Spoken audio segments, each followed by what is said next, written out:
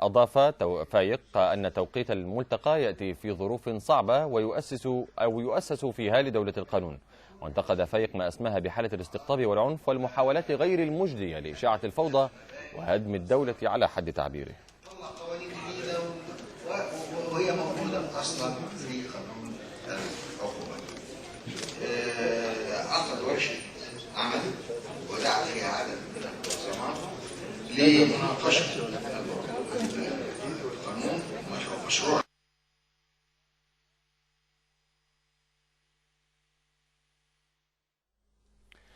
نفى النائب العام المستشار هشام بركات وجود معتقل سياسي واحد في مصر، وقال على هامش مشاركته في المنتدى السادس عشر للنواب العموم في أوروبا وبعض دول البحر المتوسط والمنعقد في فيينا، قال إن جميع المقبوض عليهم على ذمة تحقيقات جنائية تنظرها النيابة العامة.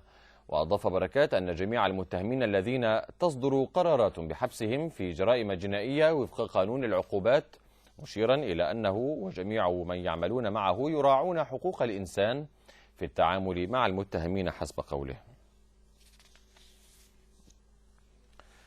رفضت محكمة جنايات القاهرة المنعقدة بالتجمع الخامس اليوم الاستئناف المقدم من معتقلي مسجد الفتح، وقررت استمرار حبسهم 45 يوما على ذمة التحقيقات. وكان 78 من المتهمين قد طعنوا على قرار حبسهم على ذمة القضية، حيث وجهت النيابة لهم تهمة حرق قسم الأزبكية. رفضت محكمة جنح مستأنف النزهة الاستئناف المقدم من أعضاء ألتراس أهلاوي، وأيدت حبس 25 متهما على ذمة التحقيق لمدة 15 يوما لاتهامهم بالشغب والتعدي على قوات الأمن في مطار القاهرة الدولي. وكان أهالي المعتقلين قد نظموا وقفة احتجاجية للمطالبة بالإفراج عن ذويهم، رافضين الاتهامات التي وجهت لأبنائهم.